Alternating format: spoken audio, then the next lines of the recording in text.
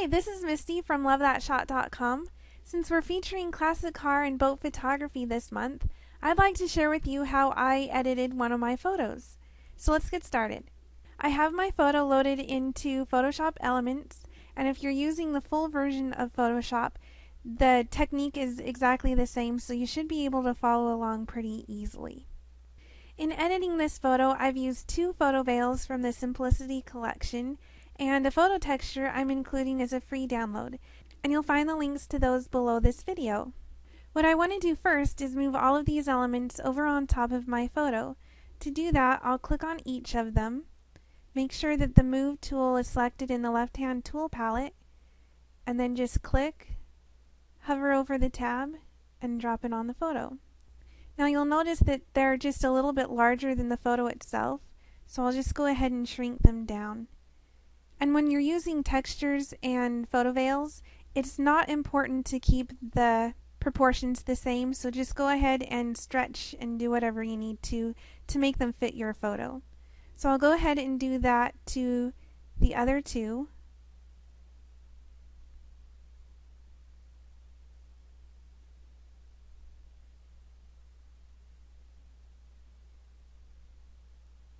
And you can either click the green check mark or just double click inside the bounding box to commit the change.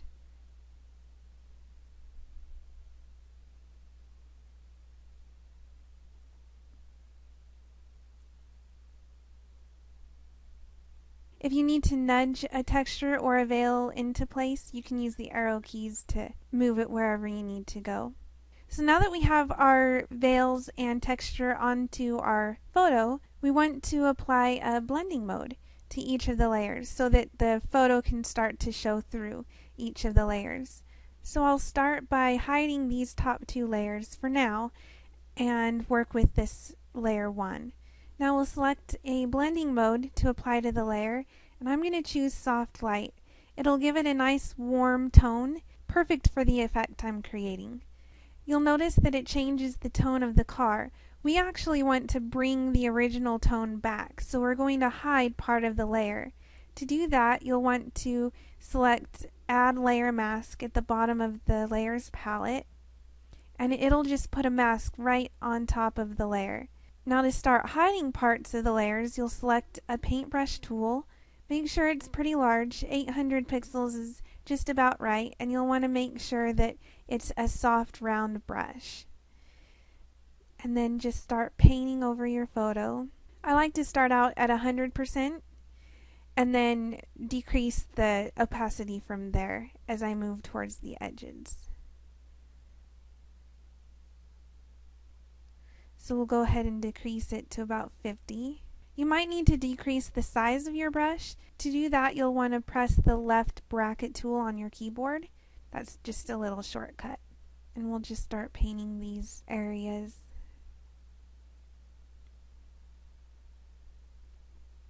Okay, that looks just about right. So now let's move on to layer 2. We want to do the exact same thing, so we'll go ahead and show it. Select the Soft Light Blending mode. Add a layer mask, and then since we already have the paintbrush tools selected, we'll just go ahead and enlarge it by pressing the right bracket key on the keyboard and bump this up to 100.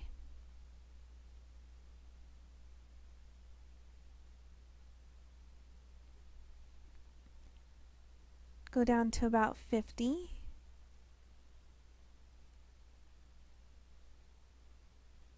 And what this is doing is basically just darkening up the edges, creating kind of a vignette effect. And if it's too dark, what we can do is go over to the opacity on the layer and move it down just slightly. I think that looks about right. Now let's move on to layer 3. We'll go ahead and show it. Select Soft Light Blending mode. Apply a layer mask to the layer. Then we'll just go ahead and pop this back up to 100. And then paint over the car. Sometimes I like texture over a car, but sometimes you just want the detailing to show through. move it down to 50%.